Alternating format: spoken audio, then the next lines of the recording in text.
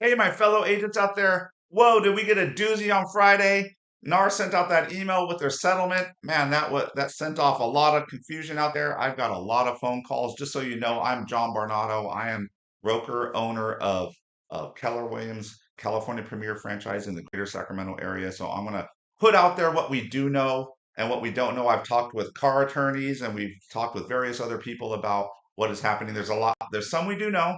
There's a lot we don't know, but there is some things we can project going forward that is going to happen that agents need to adjust to. And we're going to be talking about how to prepare for that right now. So let's talk about number one. NAR settles release of liability for all NAR members except for those at Home Services America. So sorry, you're Berkshire Hathaway agents, you're not included in this, but anyone else, if you're a NAR association member, you are covered under this lawsuit for any past liability, which is good. They're paying a pretty 418 million for this. With that said, there's going to be, but what was shocking about this settlement was there was two additional requirements on the settlement that we haven't seen in the when the Keller Williams and other big brokerages settled this lawsuit.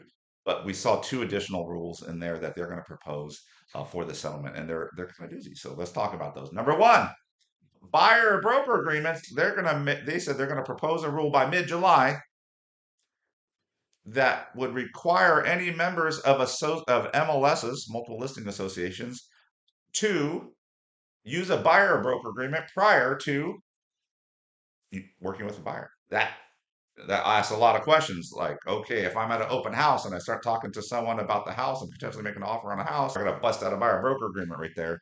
That still has to be fleshed out, but there's a lot of caveats to this. Let's talk about buyer broker agreements for a sec. One is the buyer broker agreement already is on the track to be required in California. The California Association of Realtors is working with the Department of Real Estate and the California legislature to pass a law that is going to require buyer broker agreements to be used by buyer's agents to be signed prior to taking a buyer and servicing that buyer. So if that, and they have a projected timeline of 2026 implementation. So we're going to have to see what California does. Does California speed up their thing with this lawsuit? How that's going to happen? We still have a lot to discuss on that. But just so you know, going forward in California, lawsuit or DRE, it's going to happen one way or another. It's going to happen. It's just a matter of when it's going to happen. Also, the second thing they had in there, which is pretty big, was that they said, we're going to propose a rule of any agent listing a home through, or any brokers listing a home through a multiple listing service will not show offers of compensation to the buyer's agent. And that was a shock to a lot of people. And I want to talk about this. Let's digress a little bit. Why did they likely adopt these additional two rules, or not two rules? Why did they agree to these two rules in their settlement with the plaintiffs when the previous brokerages didn't do similar things? What I want to say is just recently, I don't know, but NAR is in a lawsuit in the Northeast of America with an MLS there with the Department of Justice. And the Department of Justice really came on the same issue. And the department recently put out publicly that they filed a statement in court and they said, we want a world, the Department of Justice wants a world where buyers agents are paid by the buyers and listing agents are paid by the sellers. And that's how business is done. That's the real estate world we want going forward. And shortly after that, you heard a NAR spokesman come out and say, yeah, Sitzer Burnett, which they just settled right here, is a big deal, but the bigger deal is the Department of Justice. And you notice these two rules they passed look a lot like what the Department of Justice was asking for. And so you see them trying to maybe head off. I suspect, this is my personal opinion, not a legal opinion.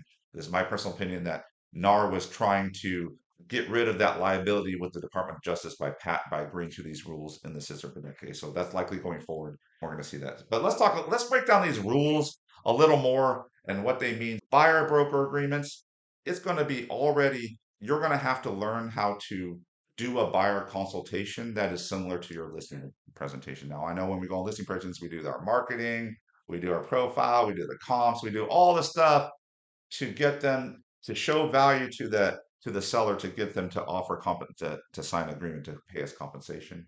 We're gonna have to do something on the buy side, and I hear a lot of agents like, whoa, and I know it's not common in Northern California at least to practice with buyer consultations, but I can tell you right now, it can be done. One, I saw this coming down the pike.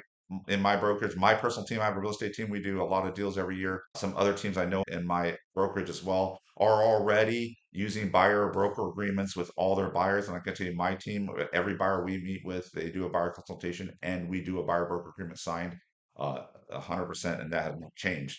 Just want it noted, it is a practice you can do, but you will have to show value to do that. And we can talk a little bit about that as well. Secondly, on the non-compensation of offers, NAR did say in their email that other things can happen. It doesn't preclude the seller from offering buyer concessions through MLS. So it also says that buyer can offer concessions to closing costs. So that can offset closing costs the buyer would normally pay for their loan and to get the house, and that would free up money to pay you for compensation is what they're trying to imply.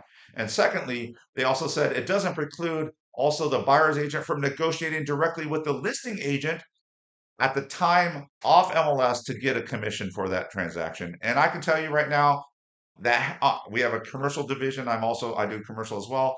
And commercial side, we do that off MLS, so to speak, as well. We go directly to the listing agent and negotiate a commission directly from them. So this practice of going outside of MLS or even getting it from the buyer, which happens in commercial as well, is not unheard of. It is practice and it is an ability that you can do, but you're going to have to show your value on the side, on the buy side. So one thing on this I'm going to note is you're going to have to get used to doing the buyer broker agreement.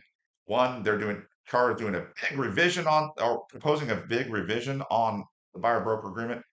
But likely with this new settlement, it's probably going to have to propose another revision to the buyer broker agreement to make it a little more robust as an agreement. So we'll see what CAR does with that. But two, you're gonna have to be good at that. Two, you're gonna have to be good at showing value on your buy side. If you don't know your value proposition to buyers, I know we're pretty good at showing our value proposition to sellers, but you need to be good at showing your value proposition to buyers as well. If you don't, I recommend you attend those trainings. We have a training here at Keller Williams called Value Square that's being put on by Keller Williams International.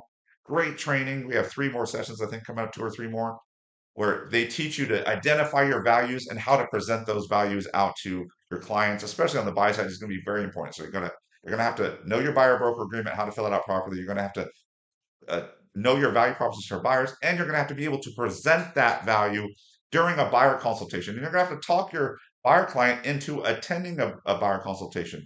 Also, we're going to have training. These are my brokerage. We're going to have trainings. I'm going to bring our top teams that are already doing buyer broker agreements with all their buyers come and talk about how they show value, how they present, how they get it, how they get a buyer to go to a buyer consultation, and how do they get what value do they show, and how do they get them to sign consistently, because that's going to be our new world going forward. So I just want you to know, if we don't know a lot about the lawsuit, but that is one thing we need to know, is you're going to have to get good at those 3 things or 4 things: buyer broker agreement, know your values, present your values, and get them to sign, and do a buyer consult and get them to sign. So those are going to be your big things. There's one other caveat I want to know is MetroList here, which is in Northern California, the Sacramento area, which is our multiple listing service. Ironically, most people don't know, but MetroList is not wholly owned by the association. So just want you to know they don't have to follow the rule. And actually, a MetroList, NAR put out a clear cooperation policy, which is no longer there, but they put it out a few years ago, and MetroList actually declined to adopt that rule. So MetroList, because it's not wholly owned by the associations, can neglect this rule. But I doubt they will likely adopt a similar rule or the exact rule that NAR is proposing, just because MetroList doesn't want to be subject to the liability of lawsuits that NAR has right now. So they're going to probably adopt a rule. But how they adopt it and what they look like, they have the authority to change that up a little bit and make it look a little different, as long as they feel it's legal. Let's see what happens there. So we got a lot of things that are going to have to be a mechanism that changes there. But I want to know a few things that we do know is buyer broker agreements are going to be established. Also, because of California also probably adopting the rule, I know I had some questions from my commercial agents. Likely commercial agents, is you'll likely need to sign a buyer broker agreement of offer compensation at the time of working commercial buyers as well. So that might be coming down the pike, especially if DOE adopts that, because we're all licensees. So with that said, first action I recommend is, one, sign up for a value squared presentation that's going to show you how to find your value, present your values, especially on the buy side at a high level. I have those links below. That's going to be your first step, and then look out for more trainings going forward with buyers agents who are doing our consultations right now and signing buyer broker agreements with all those buyers. Happy to bring that training to you as well. So look out for that. Finally, I'll keep giving updates as we hear things. This is going to be a lot of changes. There's a lot we don't know how exactly things are going to break out because, like I said, there's legal issues that have to be resolved, settlements that have to be done, language that has to be drafted. We have to do stuff locally, and we have to, locally at the state and locally at MetroList. And also, there's probably some lending rules that are going to have to change around credits, seller credits, and things like that. So there's a lot to happen. Don't worry.